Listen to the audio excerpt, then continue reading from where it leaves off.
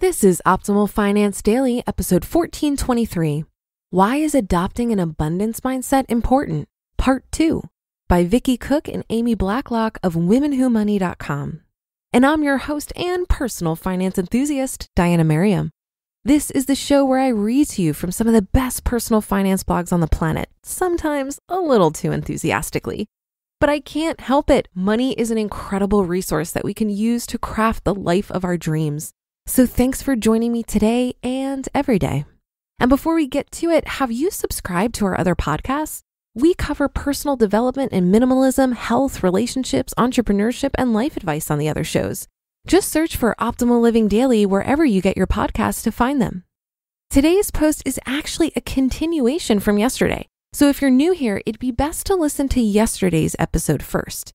But if you're all caught up, let's hear part 2 and continue optimizing your life.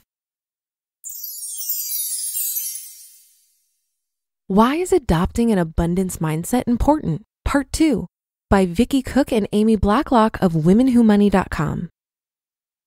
Adopting an abundance mindset. After learning more about abundance mentality, you can see why it's so important to adopt. If you believe you don't currently have an abundance mindset, you aren't optimizing the quality of your financial life. Having a scarcity mentality can prevent you from taking control of your finances. The best shot you'll have at obtaining the wealth and financial security you desire is to do what you can to shift from having a scarcity to an abundance mindset. What can you do to make the shift? Below, we describe ways to help you realign your thinking. Just keep in mind it takes time, focus, and energy to overcome a deep-seated scarcity mentality. After taking steps, finding success, and moving towards financial independence, you'll see why it's worth all of your effort. Work to adopt an abundance mindset by, number 1, reducing your exposure to media. The more time you spend in front of a screen, the worse you probably feel. Scrolling through your social feeds reminds you of what you don't have.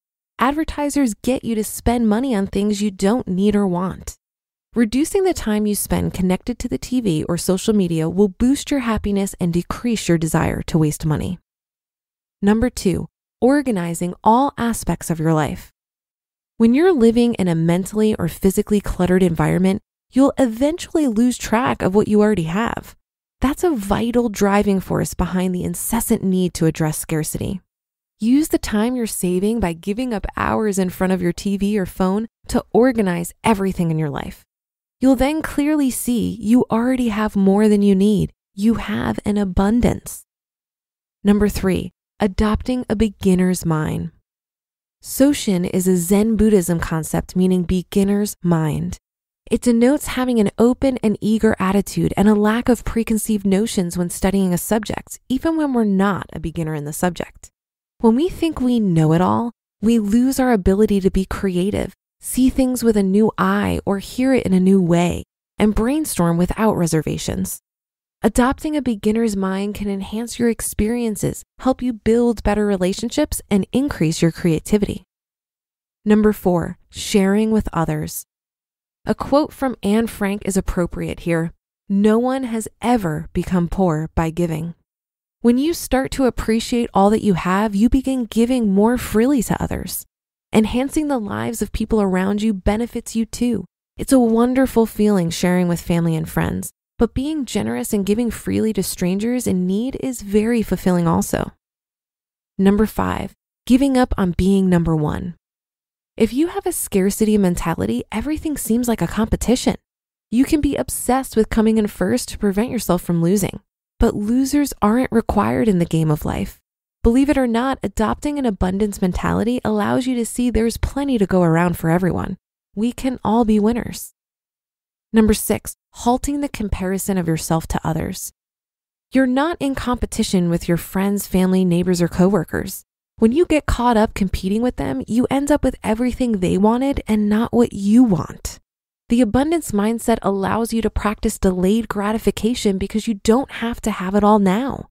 You can save time, energy, and money by focusing your spending on your needs and wants without scarcity impacting your decisions. Number 7, reflecting on what you have with a grateful attitude. Research points out that gratitude is associated with many benefits, including improved physical and psychological health, happiness, and life satisfaction. Additionally, it provides decreased feelings of materialism, burnout, depression, and more.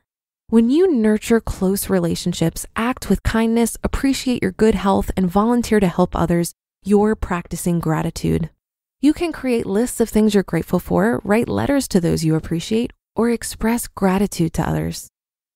Number 8, focusing on what's working, not what isn't. It's human nature to look for what's wrong or to focus on what we don't have, but dwelling on the negatives isn't healthy, productive, or beneficial for anyone.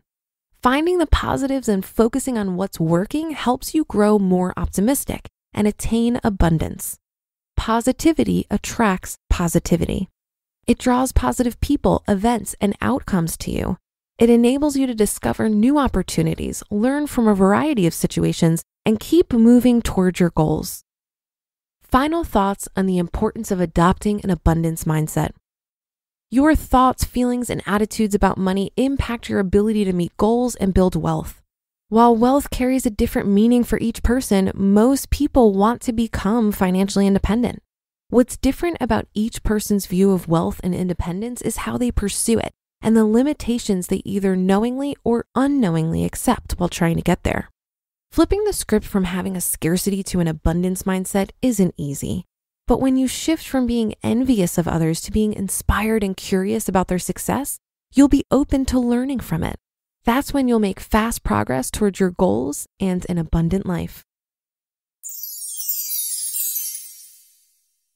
You just listened to part 2 of the post titled, "Why is Adopting an Abundance Mindset Important?" by Vicki Cook and Amy Blacklock of WomenWhoMoney.com. I love the recommendation to limit exposure to media and advertising. Advertising's effectiveness is dependent on convincing you that you don't have enough. It really feeds the scarcity mindset. It would be nearly impossible to convince someone that they need to buy something if they already felt like they had enough and were surrounded by abundance. I also love the Anne Frank quote shared today. No one has ever become poor by giving. It reminded me of the age-old chicken or the egg question. Does your success lead to happiness, or does your happiness lead to your success? I think it's both, and I feel the same way about generosity. I think pursuing financial independence and recognizing the abundance around me has made me more generous, and likewise, my generosity has opened up doors to even more abundance. So I'll give you an example. If you listened a few days ago, you'll know that I just walked away from a 6-figure salary and full-time employment.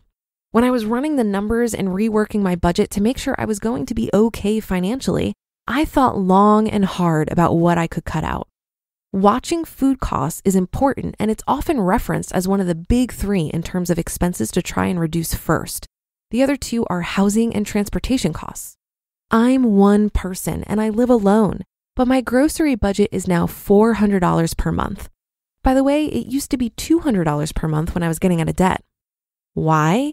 Because I have a boyfriend that I love to spoil with gourmet meals, and I have other people over for dinner at least once a week. Cooking is one of my favorite things to do, and sharing my cooking with other people is a close second, because I'm a real sucker for compliments. Depriving myself of this joy would be succumbing to this scarcity mindset. But being generous and sharing meals with people has helped me build deep friendships that has brought a lot more abundance into my life. And that's another episode and weekend of Optimal Finance Daily in the books. Thank you for your support and for listening every day. I'll be back with more posts for you on Monday. So have a great rest of your weekend, and I'll catch you tomorrow in February, where your optimal life awaits.